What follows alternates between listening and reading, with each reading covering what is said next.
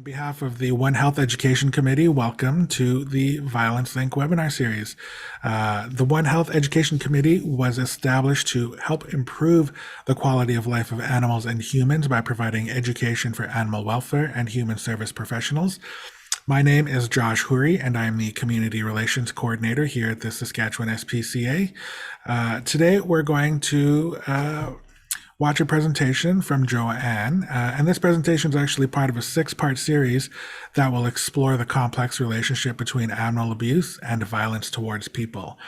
Today's presentation will discuss how domestic violence impacts everyone in a family, including pets, and will cover warning signs and risk factors, statistics on prevalence and why it can be difficult to get out of abusive situations, the link between the link between abusive people and their pets, and how to find resources near you. We do encourage you to share your questions using the Q&A feature. Again, if you hover along the bottom of your screen, you will see a Q&A feature or a Q&A button pop up there. We will take time at the end of the webinar to answer any questions that do come in. So again, please feel free to ask your questions as they come to mind, and we will get to them at the end of the presentation. If you prefer to ask your questions verbally and you have access to a microphone, you will notice there will be an option for you to raise your hand. Again, near that bottom menu at the bottom of your screen, you will see a raise hand option. And then what I can do is actually give you access to speak with Joanne, and then you can ask your question verbally as well. So that is certainly an option that we have available here today. So I would also like to introduce our presenter, and that is Joanne Dusel. Hello, Joanne. Hi. Joanne is the Executive Director of the Provincial Association of Transition Houses and Services of Saskatchewan. And Joanne is a longtime social justice advocate who spent 2 decades working with women survivors at Moose Jaw Transition House. She is currently the co-chair of the Board of Directors for Women's Shelters of Canada and is frequently consulted by the media on issues related to violence against women. Joanne, thank you for joining us today, and I will turn it over to you. Okay, thank you, Josh. I very much appreciate the information and the ability to share this invitation with all of you who are attending today. So thank you very much for taking the time over this lunch hour. So as Josh mentioned, my name is Joanne Dusel. I am the Executive Director of the Provincial Association of Transition Houses and Services of Saskatchewan. And I'm really going to hope that my screen is going to advance here when I want it to. There we go. So today we're going to talk about 3 different aspects of domestic or intimate partner violence: what to know, what to say, and what to do. Because I think all 3 pieces are necessary in order to have a really effective response when someone that you know is experiencing violence, or if you yourself or someone you care about is. So let's begin by talking about the terminology. You will notice that we have the slash mark between domestic violence and intimate partner violence. The terminology is somewhat interchangeable, domestic violence being a slightly older term. Intimate partner violence is considered to be a little bit more broad. So it takes in the fact that sometimes this form of violence happens when people aren't actually living together. So it could be in dating relationships. It could also be after relationships have actually ended, but the abuse continues. Other terms sometimes used are family violence, violence against women, etc. Gender-based violence, another newer term, just to be more broad and to acknowledge the fact that intimate partner violence can happen regardless of gender.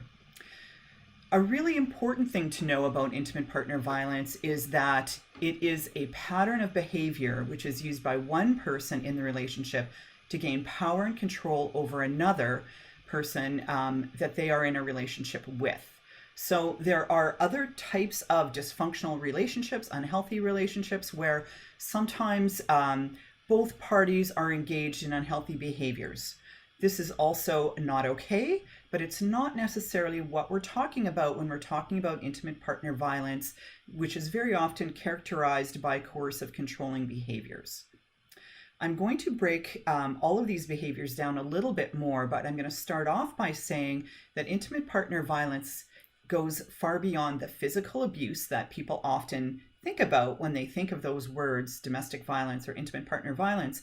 It's very often, physical hitting, slapping, kicking, punching that we're thinking about. And yet, it's really important to recognize the other forms of abuse that make up this pattern of behavior.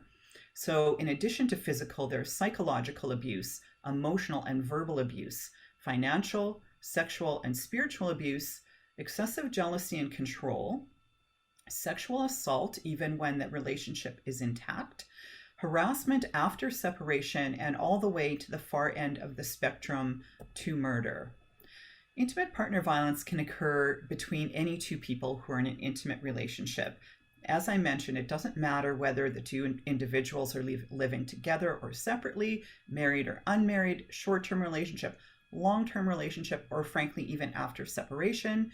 All ages, all genders, all cultures, anyone. No one has figured this out. Anyone can experience intimate partner violence. There are some groups that it may be less recognized or where there is greater vulnerability. And I will touch on that a little bit later. So I'm going to break down, as I mentioned, some of the aspects of this pattern of behavior that all need to be looked at together to truly understand what we're talking about and what victims and survivors are experiencing when they're in these situations. So again, beyond all of those physical forms of violence, we have sexual violence, which of course is in many ways a physical form of violence, but it's very specific. It's often one of those areas where people would be very reluctant or shameful to talk about the fact that it's happening. And I think it's also one of those situations where people feel unsure. It's a very gray area. If you're in a relationship with someone, if you're married to someone and you feel that you're being intimidated or coerced to do things that you don't want to, is that, people, I think, may be unsure whether that is actually abuse, whether it's okay or not. And I'm here to tell you that being asked to do anything or forced or intimidated to do anything you're not comfortable with is not okay. That is abuse. So it can be those sorts of things, any sort of physical contact that you are not freely consenting to. And also now in this day and age with technology, further sexual abuse sometimes comes in the form of sharing of intimate images. Now, whether they were taken knowingly or unknowingly, if they're shared without consent, that would be considered another form of sexual abuse, as is withholding sexual activity. Verbal abuse consists of yelling, swearing, screaming at, making degrading comments, and it's kind of tied up with emotional and psychological abuse. Very often, the goal and the result of verbal and emotional abuse is for the victim to begin to feel a loss of sense of self. Their self-esteem is torn to shreds. They begin to be very dependent on their partner. And this in turn makes it harder for them to leave that situation. So common tactics under emotional and psychological abuse include isolation. So preventing someone from being with family or friends. Sometimes this includes preventing them from working, not just because that feeds into the economic abuse, which is the next piece that I'm going to touch on, but also because when someone is no longer going to the workplace, there's less people to notice if anything's not okay, to notice if there are physical injuries, and to offer support. When someone no longer has that economic independence, they're also unlikely to be able to leave the situation. Very common tactics include making threats. So sometimes these threats are directly at the individual, the primary victim, as we sometimes call them. And they can be threats of physical harm. They can be threats of, telling everyone that they're a terrible person, reporting them to social services, telling lies about them, going to the workplace and telling lies. Or it can be threats to others that the primary victim cares about. So that can be threats to the children. It might be things like, if you do this, or if you don't do this, or if you leave me, you will never see the children again. I'll get a lawyer. You'll never see a penny. And threats also to pets. Oftentimes, these sorts of threats are something that will, again, weigh very heavily on the survivor, feeling that they would be responsible for any harm that came to others, including children or pets.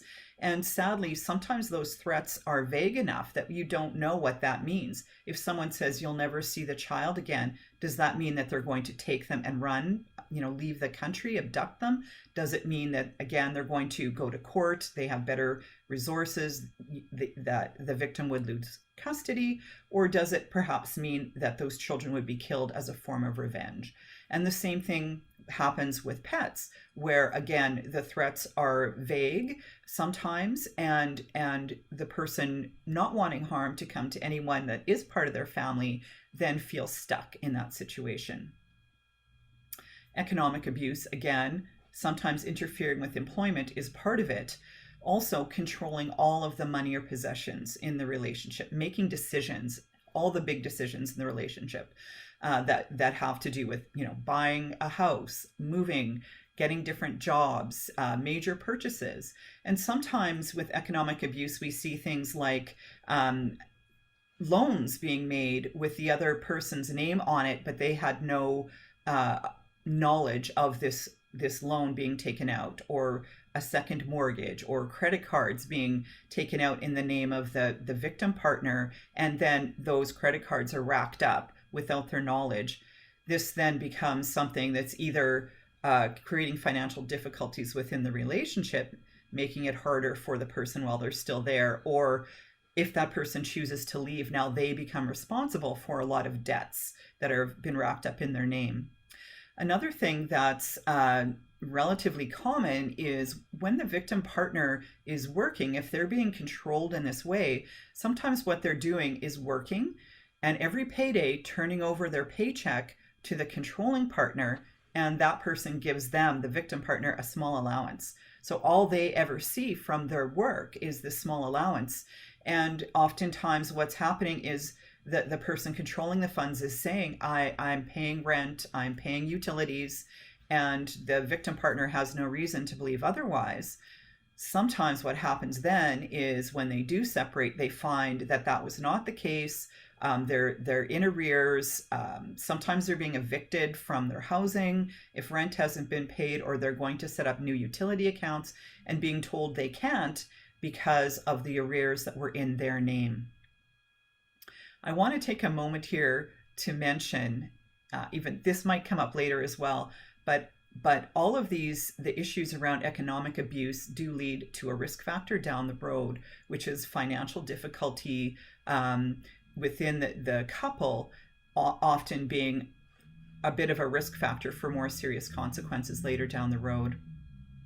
Spiritual abuse can include using beliefs to manipulate or control. If the scriptures from a particular faith make statements that can be used to suggest that one partner should be able to tell the other person what to do, or to control, physical or reproductive health, that can be used in a way maliciously to manipulate and control the partner. Sometimes spiritual abuse includes mocking a person's religious or spiritual beliefs, or trying to isolate them from their community, much in the same way that preventing someone from working is also keeping them away from a support system. This is also true of belonging to a spiritual group, a faith group, that if someone is preventing a victim from attending those, it has a dual impact of removing them from something that was a comfort and important to them, and also eliminating one avenue of potential support. Stalking, sometimes we think about stalking as something that happens after a relationship has ended, or maybe it's more like the stranger kind of, picking out a target and becoming obsessed with them. And yet stalking can also occur while a relationship is still intact. it does include any unwanted following or watching. So this could show up with someone who's experiencing this type of power and control by a partner who's persistently texting, phoning. They always want to know where their partner is. They're showing up at the workplace. They're showing up at family or friends' homes when their partner is off visiting. And it really does build on that isolation. Again, with technology these days, there often electronic devices are being used to monitor a victim of intimate partner violence to, again, with that, the goal of always knowing where they are to help the perpetrating partner to maintain that control on them. So there might be tracking devices on vehicles, tracking apps on telephones. There could be hidden cameras within homes or other places. And I can say from experience of speaking with survivors, working with survivors, where this has been taken to real extremes, where, for example, a survivor isolated in the home, the partner has left to go to work or wherever, the victim tries to leave the house for any reason. It could be anything like going to the store. They step out the door and immediately receive a text message, "Where are you going?" Because their partner has a camera set up, that maybe one of those doorbell cameras, sees them leaving and is immediately checking up on them, constantly monitoring their every movement. And at the very bottom of the screen, also part of the pattern, we see being nice. You might wonder, how is this part of the pattern of abuse? Being nice doesn't seem very abusive. Well, number one is no one would ever get involved in someone who is going to be violent and abusive within the relationship if they were like that all the time, if they were like that in the beginning. And the other aspect of this is that often those who use violence and abuse against an intimate partner are only using that behavior in the home behind closed doors. And it's not uncommon for the person who's perpetrating violence in the home to actually be seen as a very charming individual, be very charismatic, perhaps have high standing in the community. And once again, this makes it a lot more difficult for the person who's being victimized to actually reach out for support and be believed. So just a little bit, I want to talk for a moment about some of the things in our society that we tend to think of as romantic. If you think about movies and books and songs, we have this really false sense that when someone just comes along and is overwhelmingly romantic at the start of a relationship, bowling the person over, sweeping them off their feet. If you think about some of these euphemisms that we use that are meant to sound romantic, they're really not. They're actually quite violent when you think of what the words actually are. And there's a term that's been coined recently, love bombing. And I think that love bombing is a really great way to explain what I talked about sometimes being nice is part of the abuse, and it's also a significant risk factor. It's an early warning sign, and it is a manipulation tactic. So what is love bombing? Constant texts, phone calls. I just want to be with you all the time. I don't know how I lived without you. You're my entire world. Over the top gifts or compliments, again, usually at the beginning of the relationship. So buying someone trips, really expensive gifts, flowers every day, sending flowers to work, really over the top compliments, putting someone on a pedestal. Sounds lovely and romantic. Be careful, be skeptical in the early stages of a relationship if you're experiencing this. Pushing for early commitment. So you've just gotten involved in a relationship and this person wants to move in right away. They propose, they think you should get married. They think you should both move together to another community. Again, this all sounds really romantic, and yet it's really setting the stage for that person to begin to take control of the victim partner's life. Before you know it, they're monopolizing all of your time. You feel guilty for even asking to go spend time with friends or family, because often what happens is you are being guilted after that for not spending all your time with a partner, especially after they've done all these things for you. You start to feel like there's some sort of a debt. And sometimes it can even be presented that way. Oh, after everything I've done for you, you can't do this little thing for me. And it's setting it up for abuse. Sometimes, not to say that destiny, fate, soulmates isn't real, but sometimes those claims are made so early on, and it's actually a tactic and not the reality. Not taking no for an answer, a real red flag. So early on in the relationship, very often love bombing is used to engage that person, to get them into a situation where they do begin to become trapped. One way you can tell, a warning sign of this is the overwhelming intensity of how this person is coming across to you. If you're the target of love bombing, it can be overwhelming, and sometimes it may seem romantic, and sometimes it may seem frankly scary. So trust your gut on this one. If it's feeling like too much, it probably is.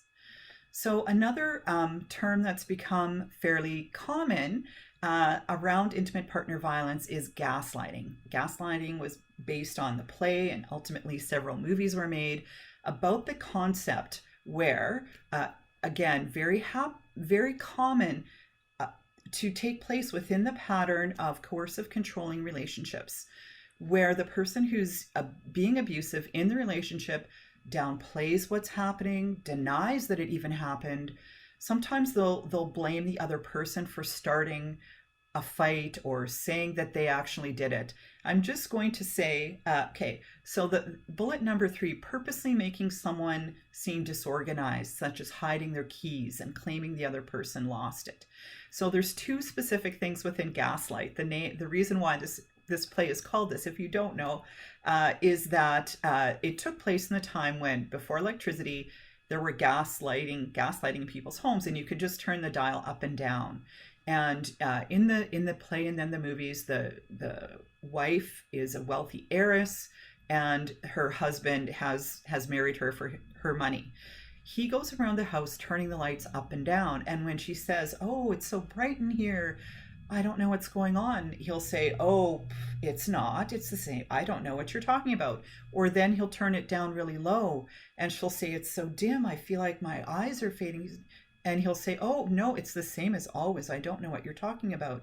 He also gave her a brooch, claimed it was a family heirloom, took it from her and hid it in an attic, and would repeatedly ask her where it was and accuse her of losing it, to the point where she started to believe that maybe she did. So she starts to lose her sense of self. She starts to believe maybe she is crazy, maybe she is forgetful. And this is a pattern that we see very commonly in these types of relationships. Additionally, there is an alternation between being supportive and critical.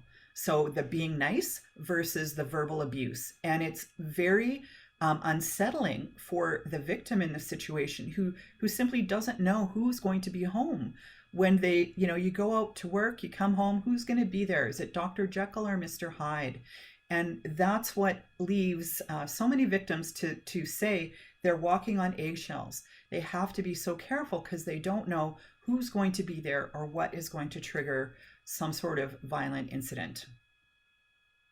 Another aspect of gaslighting is actually telling others that the partner is crazy. And the characters in Gaslight, this is part of what happens there as well, where the husband keeps her home. He doesn't want her to leave. He makes excuses. He doesn't let visitors in the house. He tries to avoid having her go out anywhere in public. And then he's preparing all the neighbors, the local, cop on the beat, to think that she is unstable, she's perhaps crazy. And so when she does actually begin to reach out for help, of course they don't want to believe her because they heard from him first that she was unstable. So all of these things fit in with the cycle of abuse. This model was developed by Lenore Walker decades ago, but it holds up. So if you think about the honeymoon stage, the love bombing stage, and the calm, and then that eggshell building and the tension building stage is the walking on eggshells. I don't know when it's going to happen, but I know something is going to happen soon. That's that stage. Then there's often a crisis incident. Could be verbal abuse, sexual abuse, physical abuse. Then comes remorse. I'm so sorry. This will never happen again. I'll quit drinking. I'll go to counseling. I'll do whatever it takes. Let's just get back together. They get back together. There's a cycle of calm, and then it begins all over again. This is another tool that's very commonly used within domestic violence. I guess advocates use it, domestic violence shelters use it, and it was developed in Duluth, Minnesota, again, quite some years ago, but it holds true. So all of these different quadrants that you see there are ways in which an abusive partner is using their power and control to keep the victim partner within the relationship. I want to say a little bit about the gendered nature of intimate partner violence. A couple things. One thing is I'm about to present some statistics to you, and when I do, I just want to say a word about the fact that statistically, the stats that we have are male and female, and we do recognize that not everybody fits within that binary. I think Stats Canada is beginning to do a better job of that, but I'm unable to present stats on IPV that take that into account at this time. I also want to acknowledge that males can be victims of intimate partner violence and females can be perpetrators. It's a little bit less, well, actually, it's quite a bit less common, and the experience is different for different genders. So particularly in terms of physical violence and when it comes to domestic homicide, the numbers are quite skewed towards male perpetrators and female victims. So stats. In 1 year, over 106,000 victims reported to police that they had been experiencing intimate partner violence, and 79% of those were women. Just under 1 in 5 of those, 19%, are actually calling the police themselves to report their victimization. So one thing we do know is that it's vastly underreported. There is so much more going on under the surface than we know about. So for Canadian women versus men, women are twice as likely to be physically injured, 3 times as likely to experience disruptions to daily life, so getting to work, getting to school, 7 times as likely to fear for their lives, more likely to experience repeated incidents of abuse from the same partner. And again, if you look at who are the victims of intimate partner homicides, there is a 5-year period there. This was in Canada, and 80% of the victims were in fact women. In 1 year alone, you see there were 192 intimate partner homicides in 2019. 146 of those were women. And the Canadian Femicide Observatory for Justice and Accountability has been tracking femicides, which is a little bit broader than intimate partner homicide. It includes any sort of violence that could be gender-based. So, sexually motivated violence, intimate partner violence, the Toronto van attack, for example, incel attacks where there is a known motive of hatred against women. That is being tracked. And so in the past 5 years, these 761 women who were killed by violence, most of them were killed by men who were close to them. Now, Saskatchewan has the unfortunate distinction of having over double the national rate of intimate partner violence per capita. And I think I want to, I will say this on this slide, I think. So I mentioned about the rates being skewed male male perpetrator to female victim. But when you look at the rates of male victims in Saskatchewan, they are nearly double the national average as well. So that's tracking along with the extremely high rates that we have here in our province. And you see the number there on the screen of, in 1 year, over 6,000 police reported victims. Again, tip of the iceberg in terms of who's reporting. So here we have a map that is showing the per capita rates across Canada. Saskatchewan, again, unfortunately, here, highest among the provinces. The territories actually have exponentially higher rates. If they were on this screen, I would have to shrink this map down quite a bit in order to fit the bar on for the rates in the territories. Now, unfortunately, if you add the northern part of Saskatchewan and separate it from the south, it's actually higher than the rates of the territories. So we have a serious issue here in Saskatchewan. We have been consistently in this spot year over year over year over year. And, you know, sometimes we get asked why. There's multiple reasons. Some of it has to do with the fact that the geographic nature of the province. And so some things we cannot change. Other things, if you look at provinces where the rates are really low, you can look at programs for prevention that have been put into place that we have not done here.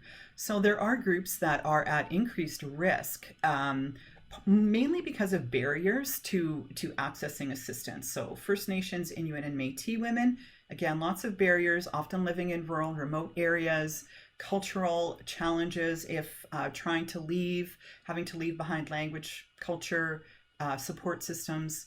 Young women are more prone to experiencing IPV. Women with disability experience higher rates of virtually all forms of violence and abuse. Immigrant women, often because they're not aware of laws in Canada or how to actually access services. Women undergoing separation, pending or actual, or sometimes even contemplated, face increased risk because their perpetrator is at the point of potentially losing control. And that's when risk increases. Sadly, abuse often begins or gets worse during pregnancy, and women in rural and northern communities, again, face barriers to leaving. So just a little bit more on the geographic piece here. Certainly in a rural area, presence of firearms in the home increases risks, statistically speaking. Access to resources and services. There's not going to be necessarily a domestic violence shelter nearby, which means the decision to leave is much more difficult. Sometimes, even when there is a shelter or counseling service nearby, there is concern about confidentiality. People don't want anyone to know what's happening to them. There is still a lot of stigma around experiencing intimate partner violence. The isolation, geographic isolation, and also the fact that maybe you're not getting out in the community. Maybe people aren't in a place to see if you have physical injuries. If you're depressed, you're anxious, you're not doing okay, but you're out on a farm, so people aren't necessarily seeing that.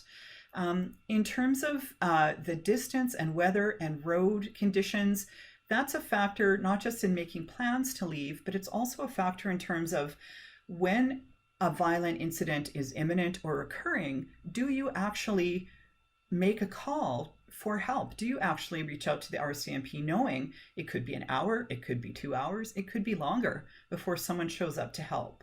So what's going to happen in that time? Maybe you've already gone around the circle and there was a minor incident, it's over, you're working towards that reconciliation and calm period again. Now the police show up on your doorstep. What's going to happen when they leave? Or will the harm already be done? Will you already be dead by the time they come? So unfortunately, that geographic reality is a huge risk factor for people living in rural and remote areas, not just in Saskatchewan, across Canada. It has led to higher rates of domestic homicides in those regions. So why doesn't she just leave? I just was reading a a first person op-ed that was published on CBC. I was reading it on the internet today, and the survivor, who's been out for a long time, thank goodness, was talking about she got sick of being asked, if it was so bad, why didn't you just leave? So there's many, many reasons why people choose to stay. One thing is they've been told if they leave, they will be killed. Their partner might be killed. I'm sorry, not their partner, their children, their pets, family members, friends, anybody. Also, normalization of abuse. Perhaps they grew up in an abusive home themselves, and they think that's just the way that all relationships are. As I've mentioned already, a part of this pattern of behavior is tearing down the self-esteem and independence of the victim. So they may be told over and over and over again, no one else would ever want you. You can't make it on your own. You're stupid, you're lazy, you're dumb. You can't get a job. And so they think they can't make it on their own. They've been told it's their fault. They believe it. If it's their fault, maybe it's their job to fix it. So they feel they've internalized that. Again, sometimes people are making the choice between staying with violence and abuse or leaving to live in poverty, which has its own set of challenges. People often still love their partner and hope that they can change. Sometimes the children, people think they're staying for the good of the children, although I would say that that's not beneficial for the children, definitely, and can be risky in more ways than one. Sometimes there's pressure from those outside the family. There are in different types of communities, rural areas, again, maybe have more traditional family values. There's the issue of when you own a farm, a piece of land, how do you separate that? How do you separate the property? If the couple separates, it can be very fraught. And again, more specifically for the partnership that we're here today to speak about, many survivors do not want to leave without their pets. And so at this point, I can talk about this in a sec, there's work being done to help make it easier for survivors with pets to actually safely leave abusive situations. So why doesn't she report? Again, fear of retribution, further violence, fear that if she calls police and they show up and there's children, social services will be there and her children may be taken away. There is stigma, shame. Think about, you live in an urban area and you call police and all the neighbors see the police car in the street. That would be a deterrent for many people. There's distrust of justice system and government agencies. People feel that they might not get a fair response from law enforcement and the justice system more broadly. There is an acceptance of violence. Again, that normalization is all relationships are like this. It's not a big deal. And some of these things I've mentioned already. Just a few words around the impact on children. So again, this number is an estimated number. 360,000 children it is estimated are witnessing or experiencing family violence in Canada each year. We know from research that children who are exposed, not just witnessing, but present, living in a home where intimate partner violence is taking place, have lifelong physical and emotional, psychological impacts. So some of these things might be understandable. Anxiety, depression, mental health concerns, makes perfect sense. Yet there are physical impacts as well later in life, diabetes, cancer, heart disease, and for younger children, developmental delays, difficulty in school, things that really can make a long-term impact on their life that are different at each stage of their development as children. Even more frightening, there is a correlation between exposure to intimate partner violence in the home and concurrent child neglect and abuse. So there's more than one study that actually had the same finding. This is a Canadian study from 2013 that shows when children are in a home where IPV is taking place between the parents, up to between 60 and 75% of those children are also being neglected or abused directly. And unfortunately, what happens is some of these children grow up to experience violent relationships as well, either as victims or perpetrators. And part of that is that normalization of violence this learned behavior, that is how, people behave. So now I've been talking specifically a lot about intimate partner violence, touched on the child maltreatment. The link of violence link that is something that is Saskatchewan SPCA and PAS and Stops to Violence and some other great organizations have all been working to raise awareness of, is the fact that when these acts of violence are taking place, it's usually not in isolation. So if there are animals in the home and domestic violence is taking place, the animals are at risk of abuse. If children are being mistreated in the home, chances are domestic violence is taking place, and elder abuse also. All of these forms are linked and overlapping. So Phil Arkow, I think, had the best quote, because it sums it up in 2 sentences. When animals are abused, people may be at risk, and when people are abused, animals may be at risk. And that's the partnership that we're working to really the issue we're working to raise awareness of and hopefully to address. So pets are part of our families. That's my girl Maisie on the screen there with just some of her toys on the rug that she brought out one day.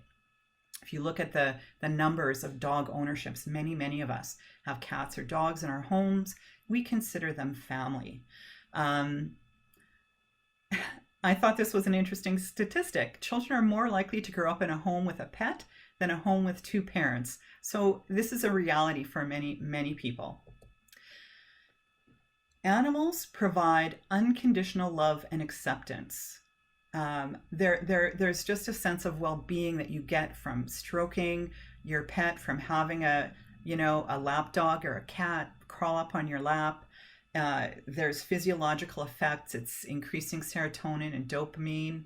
It encourages good health, good healthy practices, getting out and walking your dog, social interaction. I find walking my dog that I know the names of the dogs, on the park and on my street more than I know the names of the people. So they have lots of health benefits, which is true when we're in our homes. It's also true when we're leaving relationships. So we need to do a better job of providing services so survivors who are wanting to leave abusive situations can keep these pets with them. At the very least, have fostering situations so they can be reunited with them after maybe fleeing in a crisis, but also long-term, we hope that we're working towards making shelters that can actually accommodate pets at the same time. So I touched on this earlier, that often the threats that can be made to children, to the primary victim, or to others are often extended to pets. So sometimes it's like, I'm going to give the dog away. I'm going to drive out in the country and abandon it. I know you can't take the dog to the vet, refusing to pay for food. And sadly, I've heard of numerous cases where pets were actually killed or abandoned, and devastating to the families. And then what's the implication if someone's physically harming a pet in front of a human victim is, okay, I'm doing this to another living being, I could do this to you as well. So there has been quite a bit of research beginning in 2012 and continuing on. PAS has, again, partnered with Stops to Violence and Saskatchewan SPCA on some of that. I'm not going to get into this because there are specific webinars in the series that really delve into the research itself, but do know that you can find it on violencelink.ca website or PAS website, passask.org, under the research tab. So what to say? First of all, say something. If you see it and your gut is telling you something's not right here, do ask, name it, be specific. I'm concerned about you. Name the warning sign you've seen and overcome your hesitation to help. But importantly, do not jump to conclusions. Check it. Are you okay? Do you want to talk? So here's some examples. Oh, I overheard your partner yelling at you on the phone. Are you okay? Do you want to talk? Maybe in the workplace. I've noticed that you've had trouble meeting your deadlines at work lately. Something bothering you? Do you want to talk about it? I've noticed the bruises you have. I'm worried about you. Are you okay? I heard loud voices from your house last night. I'm here if you want to talk.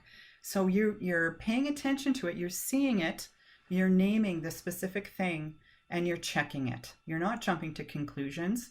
You just want to find out. What you want to do is open a door for support. What not to say, don't trash their partner. If you again, thinking about that cycle of violence and the fact that sometimes people will return, they'll leave and return, you don't want to make it so the person doesn't feel you're a safe person to come back again. Let them take the lead. Don't tell them what they should do. Don't assume they want to leave. Don't ask them why they put up with it for so long. Don't say, oh, that's so hard to believe. He's such a nice guy. How could I don't... And do not say anything to anyone else. Again, pending separation, the fact that a survivor has shared what they're going through could be a risk factor to them. So remember, it's not your job to fix the situation. There are experts for that. I'm going to hopefully get to that if I don't run out of time. You want to open the door for support. Make sure you pick a good time to talk to someone who might be experiencing abuse. Make sure there's time, you won't be interrupted. And always keep yourself safe. Don't get in the middle of an assault. Do call police in the middle of an emergency. So just some really basic things you can say to help.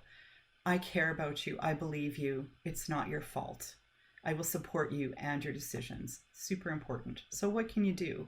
Understand that leaving is a process. Victims may leave and return many times. Just bear with them. Don't get frustrated with them. That's normal. Many never report to the police, and they don't want to. Be okay with that. Don't assume they want to leave. Know the risk factors. So these risk factors were gathered through domestic violence death reviews, and most of them are drawn from the Ontario Domestic Violence Death Review reports. So actual or pending separation, where there's a history of domestic violence, obsessive behavior on the part of the perpetrator, depression of the perpetrator, if there have been prior threats or attempts of suicide on behalf of the perpetrator, if the level of violence is increasing, when there has been stalking behavior, if the victim has an intuitive sense of fear. So the victim says, I am afraid he's going to kill me. Please take that seriously. This has been proven through research to be a significant warning sign. If the perpetrator has threatened to harm or kill actually anyone, the victim, yes, but others as well, including themselves, perpetrator unemployed, again, this is where that financial trouble being identified as a risk factor comes in, prior attempts to isolate the victim from family and friends. So all of these risk factors will indicate a more dangerous situation, especially when they appear in combination. It's better to call 911 and be wrong than to wait and have a tragedy occur. So what else can you do? Know the resources in your area. So women's shelters are scattered around the province. I believe there's 16 of them now. Can be known as transition houses, interval houses, safe havens. Second stage shelters are longer term. All of the first stage emergency shelters will have 24-hour counseling. Many of them have outreach programs. We have counseling services as well. Envision in the South, Family Service Saskatoon and Regina as examples that can provide very specific support other than residential services. What to expect in a shelter? It's a secure facility. There is security. People have to be buzzed in. It's completely confidential. Each woman or family has their own bedroom. There are shared kitchen and living rooms. Staff are on hand and awake 24/7 to assist and support residents. There will be optional support activities and an atmosphere of respect. And you'll see they're homey. They're not, like a big barracks with a bunch of bunk beds. There's no charge and people can self-refer to shelters. You can also be aware of legislation that's available to assist victims. So I'm not going to get into these in depth, but know that they are out there. If anybody is interested in any of these specifically, you can ask a question. I want to make sure I'm leaving out time for questions. Some of these are things that PALS has actually advocated for, like workplace leave for survivors, both paid and unpaid, rental ability to break a lease, Clare's Law, where people can find out if a potential or new partner has a history of intimate partner violence that's known to police. All of these can be helpful. It's good to know this. Support efforts to establish pet-friendly shelters. So I've mentioned in Saskatchewan, we're working with Saskatchewan SPCA and Stops to Violence. We're taking donations. We're making those pet care kits now and delivering them to shelters to help them support survivors with pets. And know where to find help. So in Saskatchewan, the Abuse Helplines page in every Direct West phone book, our website at sask.org, sheltersafe.ca is a clickable map that has listings from across Canada. And abuse, the 211 page has an abuse section you can check out. So hopefully I've left enough time for questions, and I will see what Josh has here, if there's any questions for me. Thanks. Can you hear me, Joanne? I can, yes. All right, perfect. We're ready to go. So thank you for that. That was very informative. I know we've done a presentation very similar to this before, but I always learn something new. So thank you for sharing your knowledge with us. We do have a couple of questions. The first one, actually, somebody was actually wondering if they will be able to get a copy of your presentation. Are we able to share the slides with our attendees today? I will have to figure out how to do that, and I suppose I can forward them to you, Josh. I mean, maybe we need to talk about this. The webinar will be recorded, so it might be good for people just to do that. If there's specific stats or information, I would suggest maybe taking my email address there and emailing me with requests for the presentation, just so we're not spoiling it for other attendees in the future. How does that sound? And I can share with people who request, or if there's specific information they were looking for, I can share that with them. Yeah, that sounds great. So again, Joanne's contact information is available here on the screen. And you can also reach out to us here at the SaskSPCA as well, and we can always put you in contact with Joanne. But as Joanne mentioned as well, this webinar has been recorded, and we will be uploading it for folks to view again as well. The other question that came in, Joanne, actually kind of tied into the statistics that you were sharing earlier around the rates of violence in Saskatchewan. And the question specifically is asking whether or not the statistics include information around missing and murdered First Nations women. Well, the issue, I would say there's going to be some overlap, but not a complete correlation. There are some issues with data. So, for example, if someone is missing, we don't know what happened to them. We don't know what the context, who was the perpetrator, if the murder has not been solved. So there's a gap there. So again, when I say the stats I shared are the tip of the iceberg, that's partly why. There's also some issues around data collection where, for example, law enforcement and coroners aren't always noting when victims are Indigenous. And sadly, we don't have a true picture right now, I don't believe, of the numbers of missing and murdered Indigenous women and girls that are actually, that are taking place right now. And so that's an issue. As a matter of fact, PAS was recently asked to provide input into the National Action Plan on missing and murdered Indigenous women and girls. And that was a comment we made, that we need to improve those data collection processes so that we have better information. Yeah, definitely. It's hard to get a full picture if you aren't getting all of the information, right? And then actually, I have a question here too. And again, if you have any questions for Joanne, please feel free to pop the question in the chat, or you can ask the question through the Q&A feature. We have a couple of minutes left. But Joanne, I'm wondering, you had mentioned one of the challenges that we face here in Saskatchewan, and could be a reason for why our rates are so high, is that there are some programs in other provinces that have proven successful in reducing rates of violence, and those programs may not be available here. Are there programs that you're aware of that have been successful in other provinces that you think could be duplicated here that you might would like that maybe you would like to see implemented in Saskatchewan?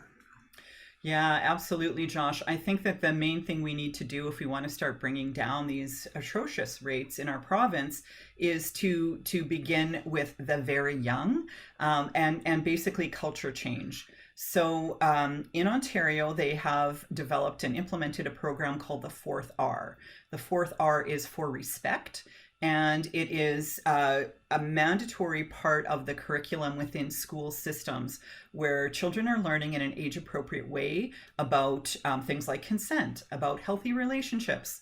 And that seems to have made. I mean, it's hard on with something on such a broad scale when there's numerous different actions being taken, which ones of them are making a difference. But education in the school system for children, I think, is a big one to address the normalization of violence, and also public awareness campaigns. And kudos to the province of Saskatchewan for actually implementing a public awareness campaign in the last couple of years to work towards that. PAS also ran a public awareness campaign on Rawlco radio stations, as well as Missinippi Broadcasting Corporation, where we actually translated a bunch of the messages into Cree, Dene, and Michif, as well as having English messages going out.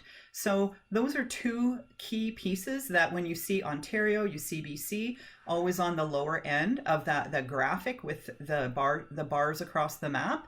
Those are two areas where they have done a much better job than Saskatchewan in prevention. That would be fantastic to see some of that brought to Saskatchewan. Do you have any advice then for the folks that are here today on something that they could do to maybe encourage the government or other organizations to implement such a program? Do you have any recommendations there?